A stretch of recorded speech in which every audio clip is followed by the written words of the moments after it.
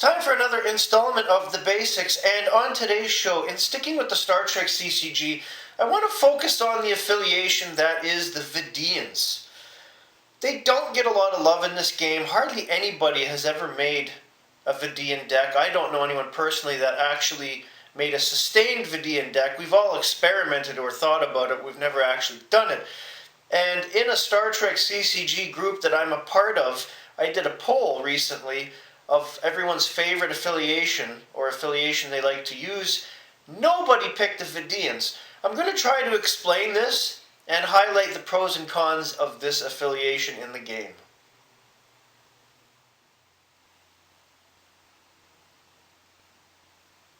Now, the Vidiian affiliation got added to the game in the Star Trek Voyager expansion for the CCG, which gave us not only the Vidiians, but it gave us the Kazon. I personally have made a Kazon deck, and I've used it many times before taking it apart. I don't mind playing as the Kazon. I've never built a Vidiian deck per se. My friends and I at the time, we considered it, and we mulled over the personnel and the ships and whatnot, but I think one of the main reasons why a lot of people just don't touch the Vidiians is because we were fans of the Star Trek Voyager show, and we watched it and we saw that the Vidiians were a one-sided race. And a lot of the lore on the cards for the personnel also further that. They pretty much slaughtered people to get organs, to survive and help their own race, curing the phage, which never really happened, except for that episode with the think tank that alluded to it. That being said, the Vidiians in the Star Trek CCG, the personnel at least, have a lot of great attributes, and a lot of them have a secondary major skill like engineer and science in one card, or medical engineer. They have a lot of cards with computer skill, a lot of cards with navigation, astrophysics, things like that. Useful skills. You have civilians that have science, diplomacy ×2. That's a very useful card. Their ships aren't that bad either. Granted, the scout vessel is kind of weak. It's not something you'd use unless you wanted something that has almost no staffing requirements. The Interceptor is a decent ship to have in the game. Range 8, weapons 8, shields 9. You only need 2 minor staffing icons to make it go. Did you see what I did there? Ha ha ha ha.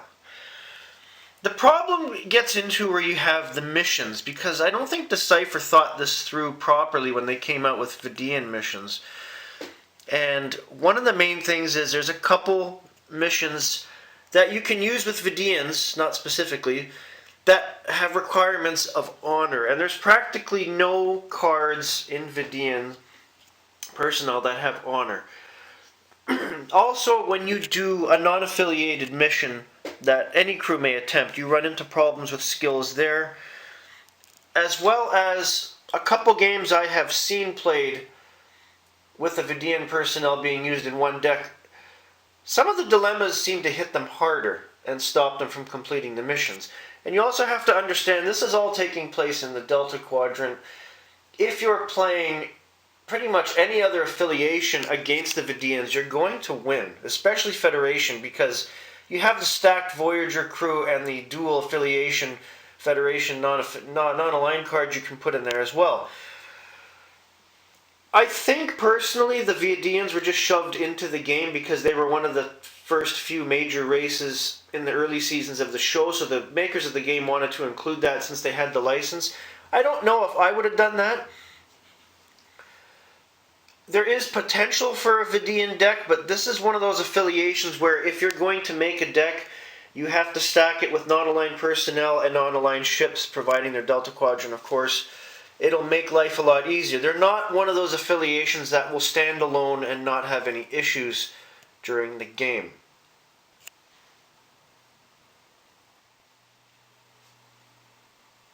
Now, that all being said, the Vidiian affiliation is a deck that could very well benefit from a Q's Tent side deck with extra cards to give it extra punch at needed times.